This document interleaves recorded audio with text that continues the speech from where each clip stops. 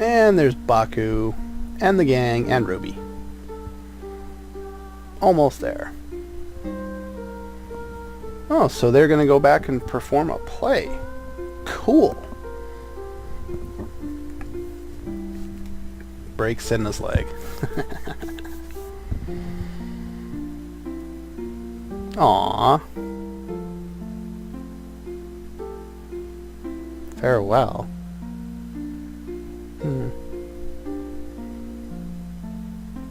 Will be part of the sky. Maybe that's the Dane's words. I don't know. They're not really specific here, which kind of bugs me. I'd like to know who's supposed to be saying them. It's probably Dagger, but I'm not 100% sure. I guess I should just call her Queen Garnet now, since she's apparently had gone back to become the queen and sit on the throne. And you'll get to see everyone again.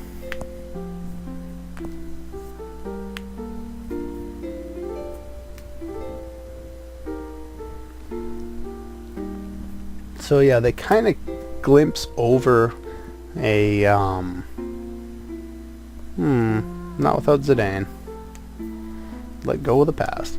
Yeah, they kind of glance over a sad moment here that kind of annoying. Oh, we get an applause here. But yeah, I'll just say it right now. You know, we saw Vivi's son earlier. You know, presumably Vivi's no longer here. And, you know, as you know, he has a lifespan that's supposed to not be all that long. And this dialogue's going automatically. I can't control it, so pause if you need to read too much of it if it's going too fast. It's the same play they were doing earlier. But yeah, if I guess Vivi's kind of passed on at this point, and I don't know how his kids came to be or how that happened. Maybe he figured out a way to split, like single-celled organism or something like that. I don't know. And of course the same people are playing the roles. Why is he wearing a robe? I guess he doesn't need to be found out.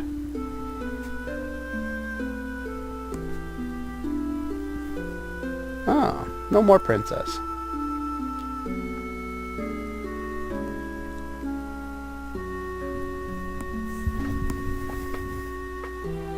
No more than a puppet.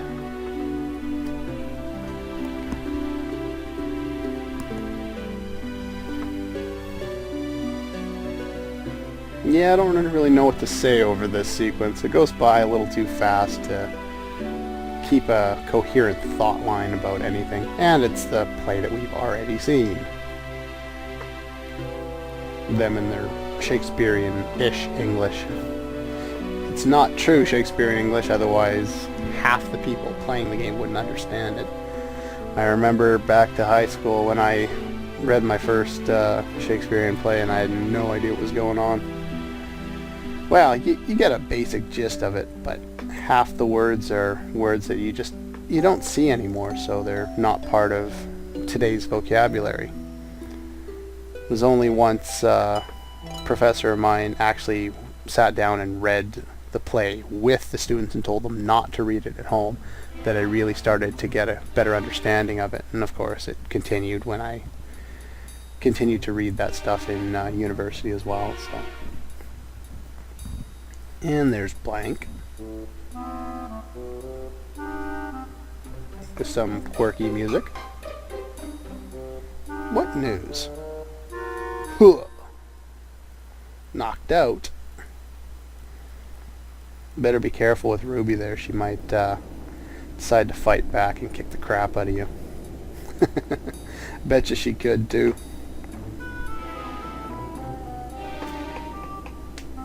Worry not. Prince Schneider. Okay. Oh, he's a traitor? No.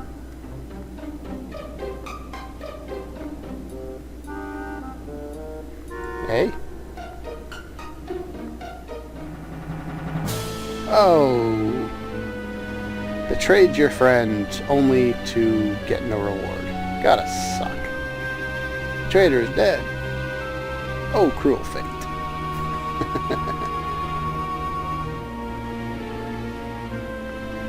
Okay, so where has the princess gone?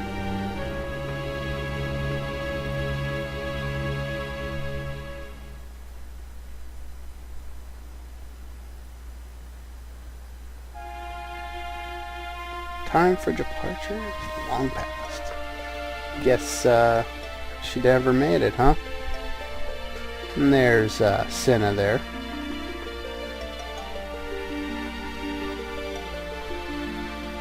Speak!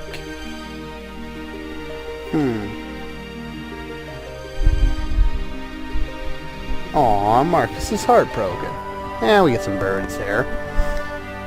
And if you notice, the music's been brought up a notch. It's a little higher pitch, a little louder. Ship departs.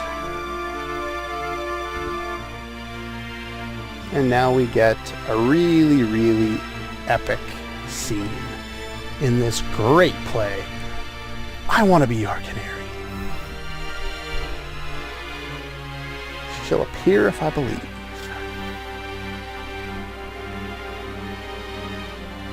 Pray to the moons. And the music gets really epic here.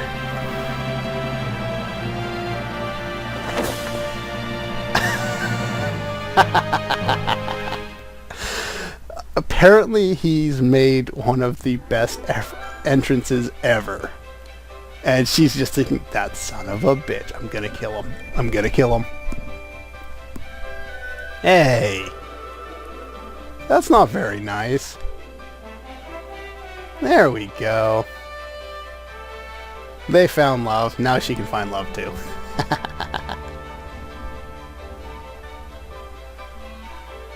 Run, princess.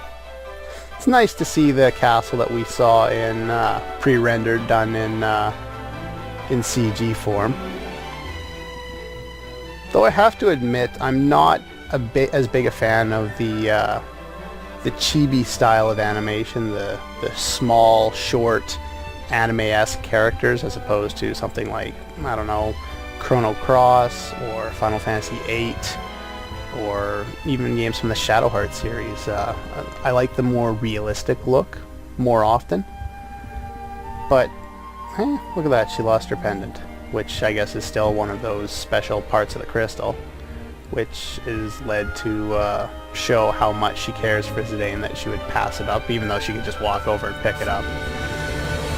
Tosses her crown, tiara, whatever it was. Shows you how much she cares, and you see the tears drop. And Zidane's gonna get his ass kicked.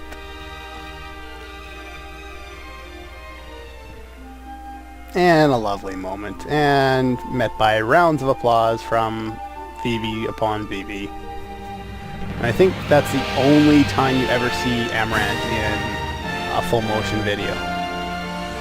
Or maybe Quina, one of the two. Maybe both, I don't know. Anyway, really nice ending. Happy, happy, happy.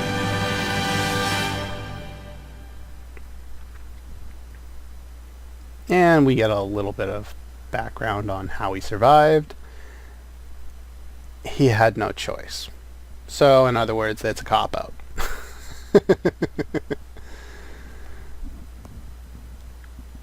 So, oh, the song.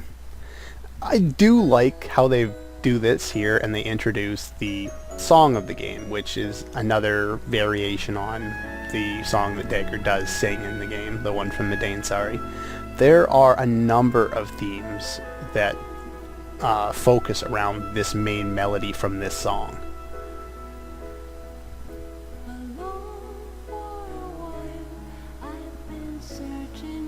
The original map theme, Crossing the Knoll, a plethora of other ones, all done by Uematsu, who is a god among men. He is one of the most talented composers I've ever listened to. Really makes you think about people that, composers that are considered to be really, really good in, film, like John Williams. Can't hold a candle to this guy. Not a chance.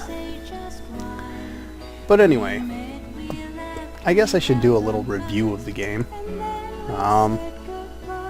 What is there to say? I've said a lot throughout the game. I love the battle system. The battle system in this game, the way how you learn skills and don't always need to equip the best gear in order to, have the best reaction. And we get some little clips here from throughout the game in the video section here. But yeah, I definitely like the way the battle system is. It's one of my favorite styles for a battle system. I like having separate classes that are kind of forced upon you, like this game in Final Fantasy IV. I think that's a more interesting system for battle than something like Final Fantasy VII or VIII, where everyone's a clone of each other and you can customize everything. I find those games where you can customize everything a lot easier, but take what you can get, I guess. Sometimes it's not that you want the game to be easier, you just want it to be maybe more challenging or more interesting, so you're not just spamming attack the entire time. The game's definitely easy. I wouldn't say that it's hard by any stretch of the imagination. There's only a few bosses that can, or even enemies in general, that can really do anything. The story is really, really good, and the one thing I do like about this game compared to a lot of games that came prior to it, the dialogue between the characters as you read it, it seems far more realistic than anything you heard before. The dialogue from, the Super Nintendo and the original Nintendo games, I'm not even going to include them because, other than maybe Final Fantasy VI, the dialogue just wasn't really complex enough to even be considered. But once you get to some of the bigger games, Final Fantasy VII, Final Fantasy VIII, you kind of expected a little more from the dialogue. You expected it to be more than, "You're evil, let's go save the world." And even though they talked a lot and there's great story and ideas and stuff in each of those games, the dialogue just doesn't seem realistic. The exchanges between the characters, you can't buy it. It sounds like video game dialogue. In here, some of the things that the characters say, and actually a lot of them, you could actually see this being in actual dialogue in exchange between real people. And that's one of the things I think that's a really strong point about this game. Adding to the fact that we're listening to one of my favorite songs from this game, the music. I've already mentioned that Uematsu does great work, but there's definitely a lot of good variety of epic tracks that are specific to the videos. They don't just reuse stuff that's in the game. The "You're Not Alone" theme is awesome. What else? There's just so many really good themes and has a decent amount of variety. Not extensive, there are games with more variety than this, but it's got its funny themes and its quirky themes and its epic themes and its sad themes, and got some really cool battle themes out of this. And this is Melodies of Life, and it shows on the screen there. Definitely like this song quite a bit. I think that song on screen is the one used in Walvert, if I remember right. Could be wrong. What else? About story, music, the graphics. I kind of touched on this earlier. I'm not a big fan of this style of animation, but if you look at this, compared to Final Fantasy VIII, Final Fantasy VIII had more realistic character animations and more realistic backgrounds and such, but I think the quality of the animation in terms of the technology had advanced forward a little more by the time they made Final Fantasy IX, made a lot of the backgrounds just stand out as being a lot more cool and a lot better than even in Final Fantasy VIII, which was a huge step up on 7. Oh, what else? Battle, story.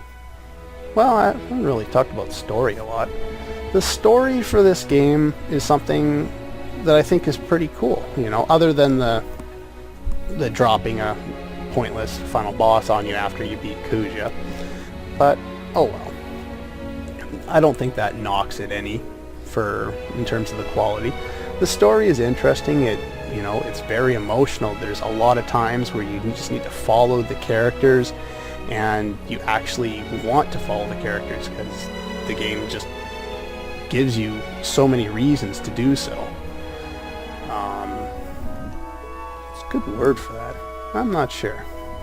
The characters themselves are really interesting as well.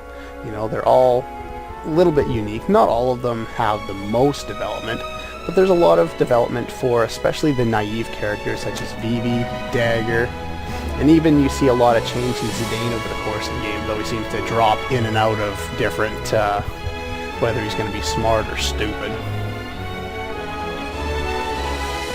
So I like the way the characters evolve in the game. I think they evolve quite a bit in this game compared to previous games. If you look at Final Fantasy VIII, say, not a lot of character evolution in anyone other than Squall. That, and there's just characters in that game that are pointless. But I digress. As for all the references that were put in the game from the previous Final Fantasy games, from, naming planes, a stretch of world map after King Edgar from Final Fantasy VI, to, the references to the different music, especially with the Un's Mirror, and, what's another one?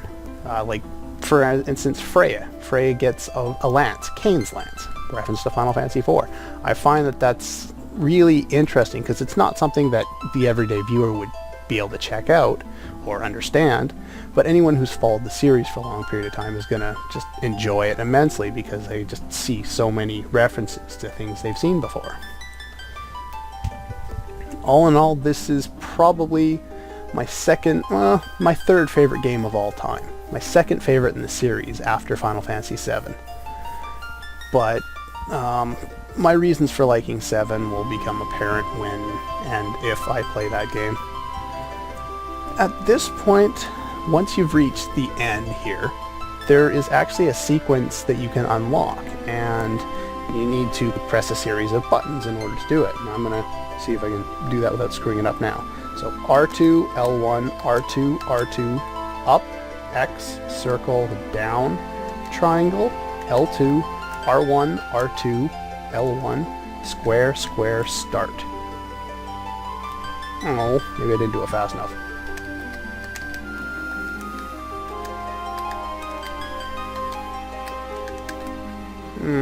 Alright, I will go and find the thing. Apparently I did it wrong. Alright, I know what I missed now. Okay, let's try this again. R2, L1, R2, R2, up, X, right, circle, down, triangle, L2, R1, R2, L1, square, square, start. Once you hear the things, basically this gives you a game of blackjack. I don't know why they thought this was interesting to throw into the end of the game. And we get a draw. So yeah, you can do this if you want. Doesn't really matter. Yay, I won. The AI in this is not particularly good. Yeah, look at that, instant win. Yeah, how much can you wager? Let's wager 300. Hey, I won, look at that. So yeah, you can play this to your heart's content and listen to the great music. I'll stay. Yeah, look at that. Normally I don't get this lucky while playing blackjack, but I lost. Oh, of course I had to say it. But anyway, stay. I think that there may be a week off. I can't split them. I'm going to hit. Crap. Should have stayed. Wouldn't have mattered.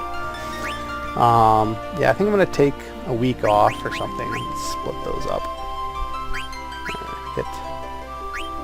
Hit. Crap. Hit. Stand.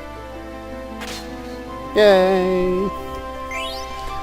But yeah, I think I'll probably take more than a week off after this, because I'm not too sure. I haven't prepped anything, so I don't know what I want to Let's Play next. So it'll be probably a little while before I get to it, but then again, I'm ahead in terms of, as of recording this, I am still on disc 3, I think, of the Let's Play, as in terms of episodes I've uploaded, because I don't want to upload too many episodes and hit you with them all at once, because no one's going to sit there and watch 3 hours of video if I, you know, happen to play too many episodes in one day or something like that. But yeah, so there'll be a bit of a break, and then I'll come back with something else. I don't know what yet. That sucked. Games I've been thinking of working on have been Final Fantasy VII, and oops, I did not mean to do that. Final Fantasy VII, Final Fantasy IV. Thinking of going back to the Mario series, playing Super Mario World, but I don't know. You know, it'll be a little while, and eventually I'll get back and I'll try and find something else to play. But anyway, that's all for my Let's Play of Let's Play Final Fantasy IX. Redundancy. Yeah, and I will see you guys with whatever I take up next time.